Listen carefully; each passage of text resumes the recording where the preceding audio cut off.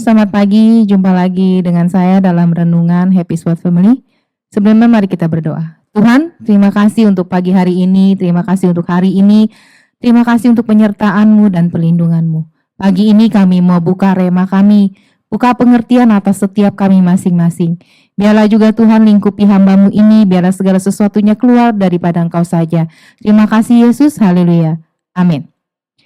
Judul renungan saya hari ini adalah sering berasumsi. Ayatnya saya ambil di 1 Samuel 18 ayat 8. Lalu bangkitlah amarah Saul dengan sangat, dan perkataan itu menyebalkan hatinya. Sebab pikirnya, kepada Daud diperhitungkan mereka berlaksa-laksa, tetapi kepadaku diperhitungkannya beribu-ribu. Akhir-akhirnya jabatan raja itu pun jatuh kepadanya. Di sini Saul berasumsi terlebih dahulu. Dia punya asumsi kepada Tuhan, dia punya asumsi kepada Daud. Sampai akhirnya asumsi itu, akhirnya Daud yang menjadi raja. Asumsi adalah dugaan yang diterima sebagai dasar atau landasan berpikir yang dianggap benar. Garis bawahi ya, dianggap benar. Asumsi juga diartikan sebagai gambaran sangkaan, perkiraan, pendapat, atau kesimpulan sementara. Asumsi itu sangat berbeda dengan opini yang merupakan pendapat, pemikiran, atau pandangan semata. Asumsi adalah anggapan yang belum terbukti kebenarannya dan memerlukan pembuktian secara langsung. Asumsi dalam KBBI adalah dugaan yang diterima sebagai dasar, landasan berpikir karena dianggap benar. Kalau kita mengasumsikan, kita menduga, kita memperkirakan, dan kita memperhitungkan, bahkan kita meramalkan. Dalam kehidupan pelayanan kita, saya nggak ngomong yang lain, saya sering berasumsi. Misal, ada satu peraturan dibuat, saya berasumsi. Peraturan itu dibuat bukan buat saya. Peraturan itu ada karena saya begini. Dalam pelayanan kita sering berasumsi. Dalam kehidupan kita sehari-hari, apalagi. Seperti waktu renungan saya yang sebelumnya, saya bilang, saya sering berasumsi. Sangat sering. Jadi seperti kayak peramal ya.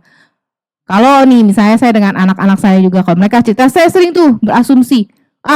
Paling teman kamu begini kali gitu kan. Kamu tuh begini-begini, asumsi.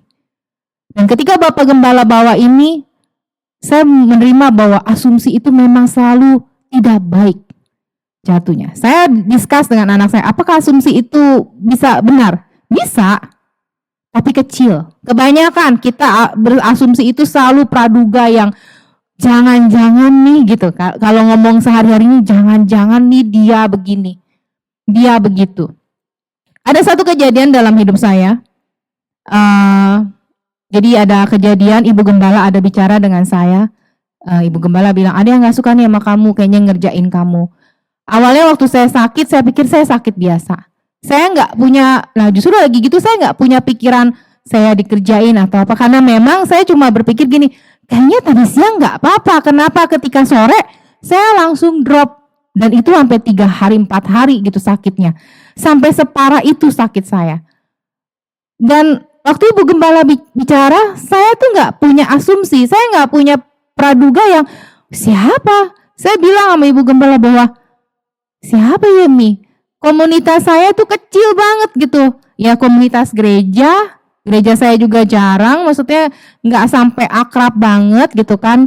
Terus cuma say hi gitu kan. Di kantor juga ruang lingkup saya juga kecil, saya di dalam ruangan sendiri. Berdua masih cici senior saya. Siapa gitu kan. Sampai akhirnya Tuhan bicara. Nah ini Tuhan bicara. Sampai Tuhan bicara dan saya baru nih ngomong gini. Oh apa dia ya gitu kan. Apa dia. Apa iya dia Tuhan gitu kan. Sampai saya bicara gitu sama Tuhan. Apa iya ya Tuhan dia. Terus kalau emang dia. Apa iya benar. Maksudnya yang saya tahu dia tuh baik gitu. Gini gitu kan. Singkat cerita, hari Ibu Gembala bicara sama saya tuh hari Minggu. Hari Senin saya kerja, dan saya cerita nih sama si Cici senior yang satu ruangan sama saya. Begini loh Ci, gini. Nah, Tuhan singkapin tuh saat itu. Tuhan buka, ternyata memang ada satu teman saya tidak suka. Sebenarnya saya rasa itu bercandaan biasa ya kan gitu. Bapak Gembala juga bilang waktu itu, ya kalau orang yang dibecandain saat itu hatinya lagi enak ya kan. Tapi kalau hatinya lagi gak enak ya kan kita harus kenal dulu.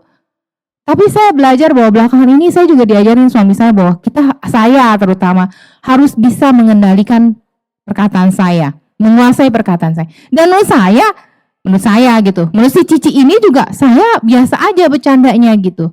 Ada satu kata-kata yang teman saya ini gak suka. Jadi waktu singkat cerita kita udah mau pulang, dia udah mati-matiin lampu. Ada satu senior saya yang udah tua gitu kan. Terus saya bilang gini, aduh kurang ajar kamu, itu kan masih ada si bapak itu gitu kan, saya bilang gitu. Dan itu kata-kata saya begitu, bukan kata yang gini, lu kurang ajar ya, udah tahu ada si bapak itu lu main mati-matiin lampu. Enggak seperti itu. Itu saya bercanda. Dan si Cici itu pun tahu saya dalam keadaan bercanda. Dia curhat sama si Cici itu. Dan dia lupa kalau si Cici itu kan bukan sahabat. Ya boleh dibilang sahabat, kakak rohani juga, kita apapun kita bicarain tentang yang rohani. Waktu si Cici cerita kayak gitu, iya nih kasih lihat chatnya. Aku langsung, ya ampun Tuhan. Saya sih gak marah sama dia, saya cuma, ampun Tuhan ampunin aku ya. Ternyata gara-gara hal kecil gitu aku menyakiti orang lain gitu. Dan saya juga belajar menguasai diri saya untuk gak marah. Si Cici senior saya bilang, tenang ya Mel, jangan ditegur gitu kan, udah. Tapi kadang-kadang ada hati yang berontak gitu. Gue pengen tegur aja nih, gue pengen tahu. Saya tuh tipikalnya orangnya frontal sih ya. Maksudnya kalau saya ada kesalahan, saya ada apa, saya tuh pengen tahu salah gue tuh di mana gitu. Apa gitu, sampai lu tuh tega ngerjain gue. Boleh dibilang saya baik, makan siang kadang-kadang saya suka gantian sama si Cici ini gitu kan, bayarin mereka makan. Tapi hanya hal kecil itu aja, dia udah main kuasa gelap. Saya udah, asumsi dia gini, kenapa ya gini, kenapa gitu. Oh dia mungkin karena ini dia gini-gini. Tapi saudara tahu, waktu hari Selasa, itu Senin ya, saya Selasa, Ibu Gembala telepon lagi, saya bilang saya udah clear. Tadi pagi sebelum Ibu Gembala telepon, saya udah worship, saya saat teduh, saya minta ampun sama Tuhan dan saya lepaskan pengampunan. Saat itu, sakit saya sembuh. Saat itu, saya merasa aduh kayak tadi berat. Jujur secara kayak badan jasmani saya nih, maksudnya roh saya nggak apa-apa, saya nggak rasa sakit. Tapi tubuh saya sakit. Ketika kita berasumsi yang tidak baik, mungkin saya ada celah gitu kan, saya kena. Apakah pagi ini saudara seperti itu? Berasumsi yang tidak baik selalu tidak baik. Asumsi yang kita pikirkan akan menghasilkan juga buah-buah yang tidak baik. Mari saudara, ubah cara pandang kita. Ingat, Bapak Gembala juga bilang, kalau kita pakai sudut pandang Tuhan, maka apa yang kita lihat, itu yang Tuhan lihat. Pakai kacamata Tuhan. Mari kita berdoa. Tuhan terima kasih.